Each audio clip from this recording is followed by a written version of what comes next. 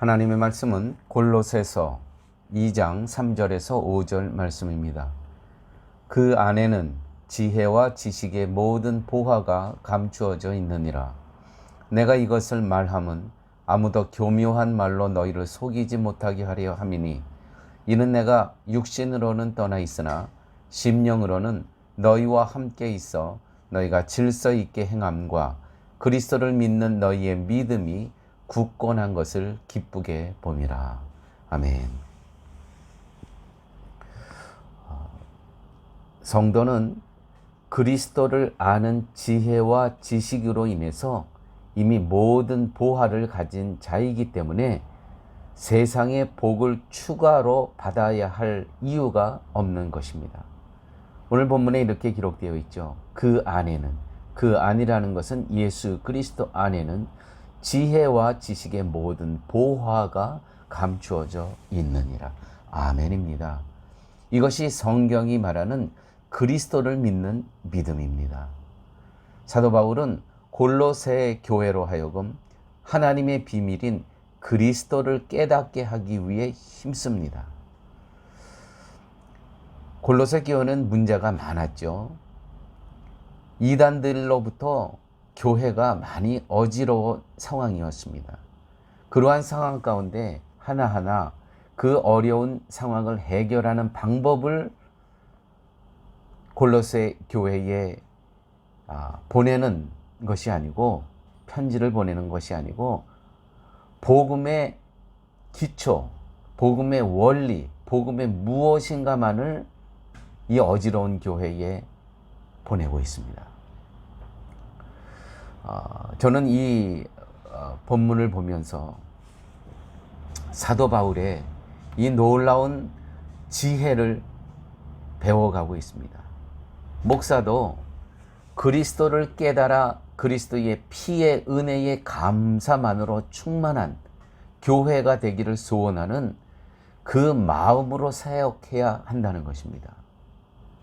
성도에게는 하나님의 비밀이신 그리스도를 깨달아 아는 것이야말로 복이라는 것이죠.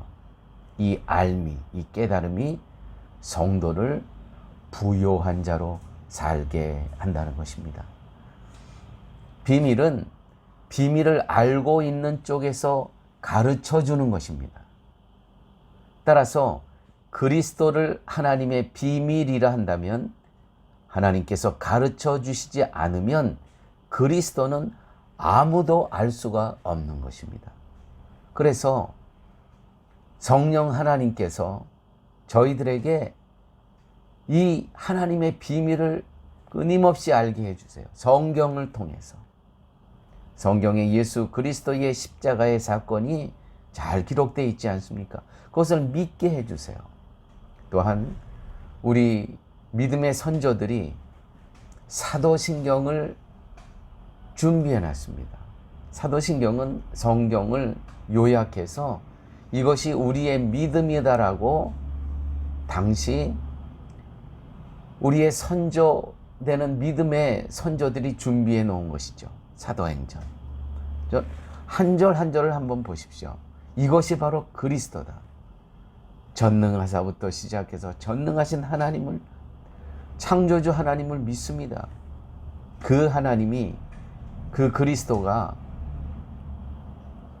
동정녀 마리아를 통해서 잉태를 하십니다. 그분이 우리를 위해서 십자가에 죽으십니다. 부활하십니다. 승천하십니다. 그분은 다시 오실 것입니다. 사도신경만큼 그리스도에 대해서 잘 요약해 놓은 그러한 고백서가 없다는 것입니다. 1장 26절에 보게 되면 만세와 만대로부터 감추어져 있던 비밀을, 이 비밀이 바로 그리스도인데 하나님께서 그의 성도들에게 나타내셨느니라. 아무나가 아니라요, 하나님이 사랑하기로 작정하신 성도들에게만 나타나셨다는 것입니다. 이것이 예정론의 핵심입니다. 저는 특별히 장로교 목사로서 제가 장로교 목사인 것이 얼마나 감사한지 모릅니다. 왜요? 이 예정론, 우리는 만세전에 택함을 받은 존재라는 거예요.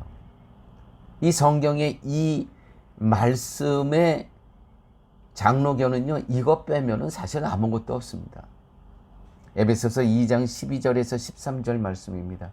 이방인인 우리는 원래 언약 밖에 있는 사람이어서 하나님과 멀어진 관계에 있었는데 예수 안에서 그리스도의 피로 가까워졌느니라. 이것이 은혜이며 이것이 복이라는 것이죠.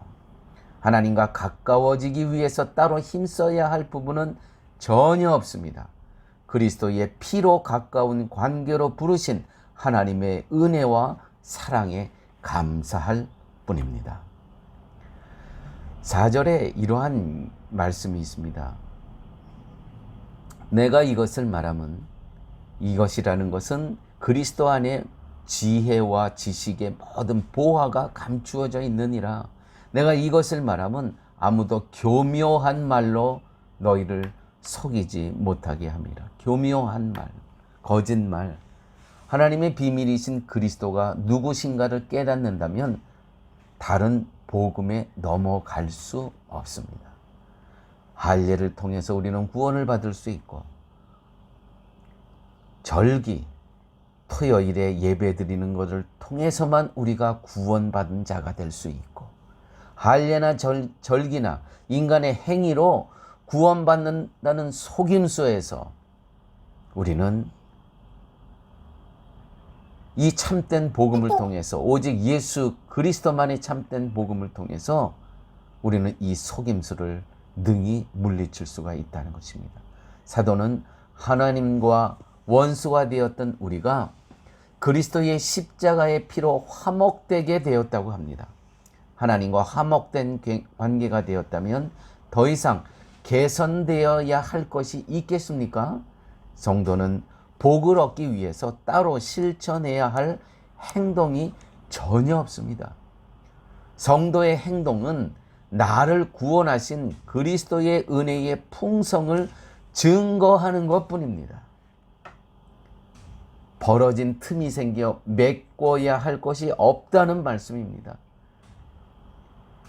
예수 그리스도만으로 우리가 구원받고 그분을 믿음으로 우리에게 영원한 생명을 주어지는 것입니다. 아내가 제게 가끔 이런 얘기를 하는데 또 오늘도 그런 이야기를 하더라고요. 오늘 죽어도 좋다. 오늘 죽어도 좋다. 여러분, 성도는 그래야 됩니다. 성도는 예수 그리스도의 십자가의 은혜로 오늘 하나님께서 부르신다 하더라도 이미 천국 백성이기 때문에 감사할 뿐이라는 것이죠. 5절 이렇게 기록되어 있습니다. 너희가 질서 있게 행함과 그리스도를 믿는 너희의 믿음이 굳건한 것을 기쁘게 봅니다. 너희가 질서 있게 행함. 이 질서라는 것은 그리스도 안에서 그리스도를 위해 훈련된 것이 질서입니다. 이 질서라는 단어는 차례, 서열, 체계, 계통, 또한 한 중요한 동사가 또 포함되어 있는데 있다라는 것입니다. 연결되어 있다는 것입니다.